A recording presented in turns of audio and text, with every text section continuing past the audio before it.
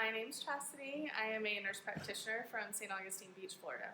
How's your experience been? Amazing. I love R3 because not only do we get the didactic portion, but we get a ton of hands-on. We've been doing hands-on all day, which is amazing. I feel like I'm really getting the most for my money, and I'm getting a ton of experience that I can take to my practice, which is really exciting. And you had a procedure done today as well. I did well, I had micro needling done yesterday, so that's why I'm a little red today.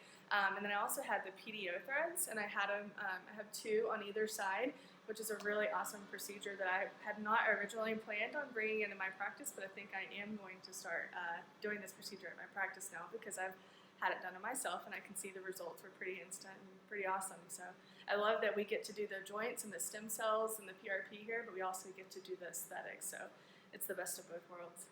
So you feel like you have skills that you can take back to your practice immediately? Absolutely. I actually just finished, I do joint injections currently at my practice, but I haven't done any shoulder injections.